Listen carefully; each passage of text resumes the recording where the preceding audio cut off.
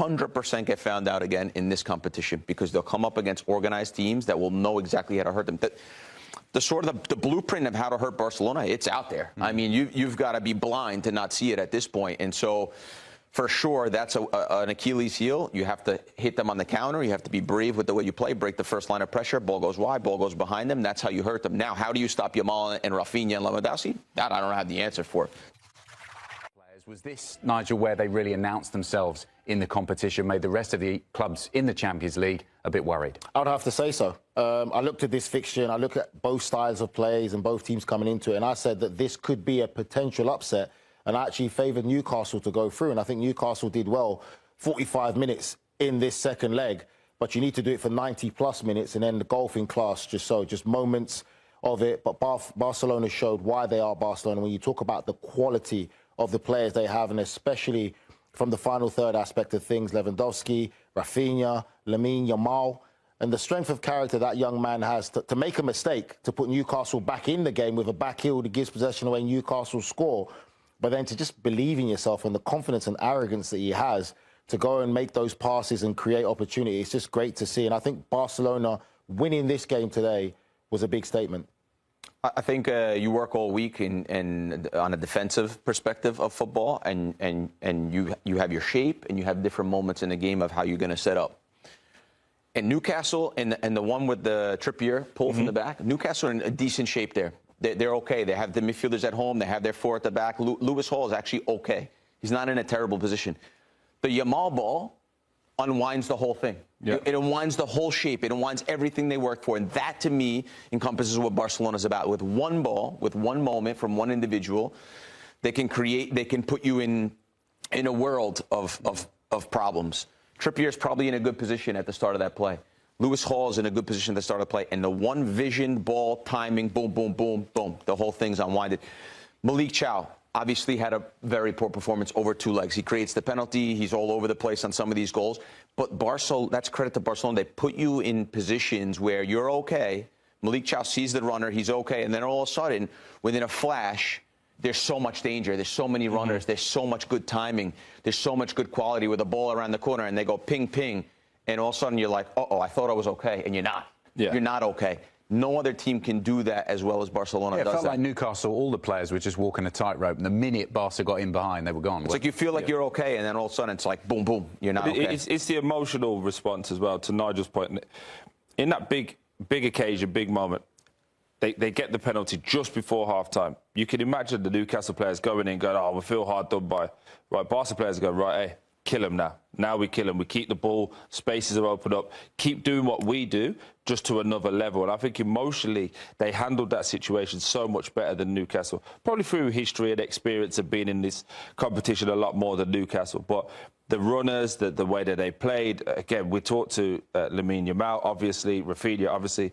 When you've got a goal scorer in Lewandowski who just gives you that confidence that no matter what, he had 2 shots tonight, scored both of them. What's that, 109 Champions League goals? When you've got that at the top end of the pitch, you're always going to be in games. Yes, they've still got things you need to worry about with that high line. Newcastle exposed it again over the course of the games. But I think when you've got top players at the top end of the pitch, they've obviously got midfielders that can control games. You're going to be in every game. And everybody now will be looking and saying, how do we stop this Barcelona team? And that's the Hansi Flick model. I think when they play better opposition, that's going to be still a tougher game for Barcelona, because still they do give and present a lot of opportunities to teams. I think with this Newcastle game, they literally gave them a punch to the gut with that goal before half-time.